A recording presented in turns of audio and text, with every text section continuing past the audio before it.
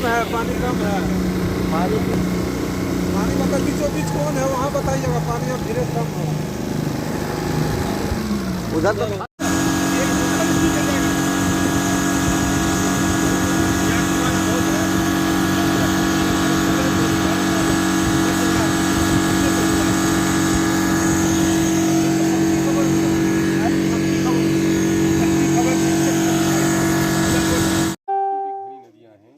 सभी का जलस्तर बढ़ा हुआ है, धारा काफ़ी तेज है और नदी के किनारे बसी हुई बस्तियां विलीन हो रही हैं। लगभग मैं समझता हूं इस हफ्ते में जो बाढ़ आई है उससे 200 से ज़्यादा परिवार के घर विलीन हो गए।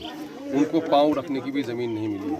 लेकिन सरकारी उदासीनता या सौतेलापन की वजह से विगत 75 वर्षों में भी हमारे इलाके को बाढ़ से निजात दिलाने के लिए कोई विस्तृत योजना नहीं बन पाई है। और अभी नाम के मात्र पर बैम्बू पाइलिंग के जरिए से फ्लड फाइटिंग का काम हो रहा है। हम अब की बार आभारी हैं यहाँ के जिम्मेदारों का, जो जल मिशन के लोग हैं, कि इन लोगों ने कम से कम 65 मकामात पर, पिछले बार 7 मकामात पर काम किए थे, अब की बार 65 मकामात पर इन लोगों ने काम किया है। योजना बनाने की ज़रूरत है। योजना इन लोगों ने कितनी बनाई है और कितनी नहीं बनाई है उसकी हम लोग समीक्षा करेंगे। योजना बनाकर जब पटना भेजी जाती है तो फंड के अभाव में, दूसरे इलाके में फंड का अभाव नहीं होता है, सीमांचल के लिए फंड का अभाव हो जाता है। सरकार के सौतेलापन पर भी हम लोगों की नज़र है। लेकिन जहाँ तक मामला यह है कि जिन बेचारे गरीबों का घर नदी में विलीन हो गया है, आपदा नियमावली के मुताबिक फौरी तौर पर उनको राहत मिलना चाहिए, राशन मिलना चाहिए, ज़मीन मिलनी चाहिए, उनको घर बनाने के लिए पैसे मिलने चाहिए। उनकी बकरी, उनकी गाय भी बह गई। ऐसा बायसी में जो लोग हमारे बाढ़ से प्रभावित हैं या बहादुरगंज के इलाके में या टेरागाछ के इलाके में देखा यह जा रहा है कि सिर्फ प्लास्टिक दे दिया जाता है और आश्वासन दे दिया जाता है, सरकार से आवंटन आएगा दिलाएंगे। हम लोग इस पर विश्वास नहीं करते। हम लोगों ने पूरे तौर पर संघर्ष का रास्ता तय कर लिया है। अब की बार सारे लोगों का जितनी क्षति हुई है उनके क्षति का एप्लीकेशन दिया जा रहा है। अगर समय रहते हुए इन लोगों ने उनको मुआवजा नहीं दिया तो संघर्ष बड़ी ज़ोरदार होगी। ताहम हमारे साथ सीओ साहब भी हैं, मैंने एसडीओ से भी, आपदा के डीएम से भी, डीएम से भी, और मैंने डिप्टी चीफ मिनिस्टर जो आपदा प्रभारी मंत्री भी हमारी, मैंने सारे लोग तक अपनी संवेदना पहुंचा दी है कि हमारे जो लोग हैं विस्थापित हुए हैं, ऐसे तमाम तो लोगों के खान पान का बंदोबस्त किया जाए। 1-2 जगह पर इन लोगों ने बंदोबस्त किया है, बाकी जगह पर नहीं किया है। कर्मचारी से लोग रिपोर्ट ले रहे हैं। 1-2 दिन में अगर हमारे लोगों का अगर खान पान की व्यवस्था नहीं की गई तो इन तमाम तो लोगों को ला करके हम लोग ब्लॉक में और सीओ के दफ्तर में जमा कर देंगे। और हम लोगों को इलेक्शन से जब जान ही नहीं बचेगी, और सरकार तो कोई भी मंत्री हो या संतरी हो, किसी को अपनी निजी कोष से तो देना है नहीं। सीमांचल के यहाँ के लोग गरीब मजदूर पंजाब दिल्ली में कमाकर टैक्स के पैसे सरकार को अदा कर रहे हैं। मेरे घर को भी सरकार नहीं बचा सके। गंगा जमुना के किनारे किसी का घर नहीं कटता। महानंदा, डोक, मेछी, कनकई, परवान के नदी में हजारों घर विलीन हो रहे हैं। इसको बचाने की कोई योजना नहीं चल रही है। इसके माने हमारे साथ ये सौतेलापन का सलूक हो रहा है। इस सौतेलापन को हम लोग बर्दाश्त करने के लिए नहीं है। सारी चीज़ों को हम लोग समीक्षा भी कर रहे हैं, सारे लोगों का आवेदन दिलवा रहे हैं, और हम लोग के आवेदन पर पूरी कार्रवाई नहीं हो सकी तो सारे लोग संघर्ष करेंगे। नदी में डूब कर मर जाने से बेहतर है कि संघर्ष करते हुए सड़क में चप कर मर जाएंगे, दब कर मर जाएंगे। अभी तो 56 इंच के सीना वाले ने तो संघर्ष करने वालों पर गाड़ियां भी चला दी है ना, तो हम लोग अमोर के लोग जाकर के सोएंगे, गाड़ियां चला देंगे, वो हम लोग बर्दाश्त कर लेंगे, लेकिन नदी के इस कटाव को नहीं झेल पाएंगे। अच्छा, महानंदा बेसिन प्रोजेक्ट भी लंबे समय से अटका पड़ा। अरे महानंदा बेसिन जो प्रोजेक्ट है वो लॉलीपॉप है, वो कयामत तक जमीन पर उतरना नहीं है। नदी का जो वाटर सरफेस है उससे उतनी ही दूरी पर दाएं बाएं बांध बांधना है, और वहाँ जो बसी हुई आबादी है उनके शिफ्टिंग के लिए कोई मुआवजा नहीं है। वो पागलों का बनाया हुआ योजना है। 2008 की योजना थी, तस्लीमुद्दीन साहब ने बड़ा प्रयास किया था इस वक्त। 2008 की जगह 2021 में हम लोग आ गए हैं। बंदरबाट हो रहा है योजना के पैसे में, जमीन में कभी नहीं उतर सकता है।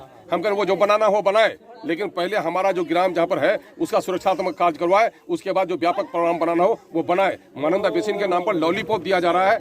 आज 12 साल हो रहे हैं और अब तक काम नहीं हो सका, तो कब काम होगा? ये झूठा नारा है और वो कभी भी जमीन पर नहीं उतर सकता है।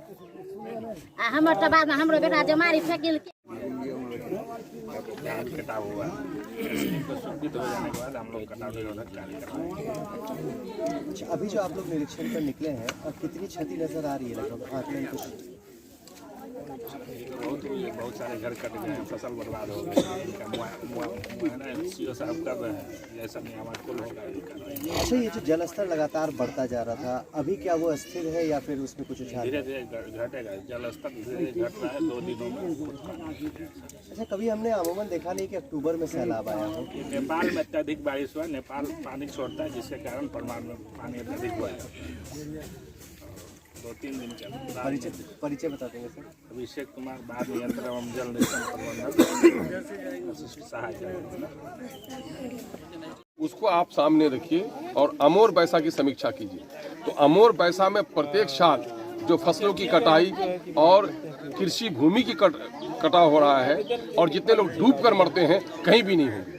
और विडंबना ये है कि पूर्णिया जिला का हिस्सा होते हुए भी अमोर बैसा बायसी पूर्णिया जिला का अंश नहीं है। पूर्णिया जिला का मतलब है पूर्णिया जिला से पश्चिम है ना, बनमनकी हो गया, के नगर हो गया, सदर हो गया, ये हो गया। ये क्षेत्र पूर्णिया में हमारे जो जिम्मेदार पदाधिकारी हैं जिला के, लगता ही नहीं कि उसका हिस्सा है। वो लोग कभी यहाँ आते भी नहीं, कभी देखते भी नहीं। पूर्णिया की रिपोर्ट करनी है तो उधर ही को देख करके रिपोर्ट कर देते हैं। हर साल सैलाब से इलाका बर्बाद हो रहा है। इसलिए हम लोग इस बात के लिए भी लड़ाई लड़ रहे हैं कि यहाँ का ज्योग्राफिकल कंडीशन अलग है और यहाँ पर जल निस्सरण विभाग का अलग डिवीजन बायसी में बनाया जाए। और यहाँ पर मोटर बोट नहीं है, लोगों को गांव से निकलने में कश्तियाँ नहीं है। मई के महीने में जिला स्तर पर टास्क फोर्स की मीटिंग होती है और कहा यह जाता है कि साहब बाढ़ से लड़ने की पूरी तैयारी कर ली गई है, लेकिन जब बाढ़ आ जाए तो लोगों को कश्ती निकलने के लिए मुयस्सर नहीं है, लोगों को रेस्क्यू करने के लिए कोई नहीं है। डूब कर मरे बच्चे, तो वहाँ पर SDRF की टीम नहीं आ पा रही है। 2 SDRF का वो है बोट है और वो पूरा जिला को लिए हुए है। तो हमारे बारे में बड़ी अनदेखी हो रही है। बच्चे स्कूल नहीं जा पा रहे हैं, गरीबी रेखा से लोग नीचे हो रहे हैं। आज चलिए बिजलिया चलिए, हजरिया चलिए, रसैली चलिए, इन इलाकों में चलिए, आसियानी चलिए, हमारा कोचका चलिए, ऐसी बस्तियां हैं चारों तरफ से पानी से घिरी हुई कि आज कोई बीमार होगा, एम्बुलेंस है नहीं, कश्ती है नहीं, लोग वहां पर बीमारी में ऐसे ही मर रहे हैं। तो ये बड़ी बुरी हालत है, बड़ी दर्दनाक हालत है। ये पीड़ा हम लोग बर्दाश्त करने के लायक नहीं रह गए हैं। इसलिए संघर्ष ही शायद हमारा समाधान होगा, उसके अलावा कोई उम्मीद हम लोग नहीं रखते हैं। अच्छा, पूर्णिया का ये जो पूर्वी छोर है जिसकी आप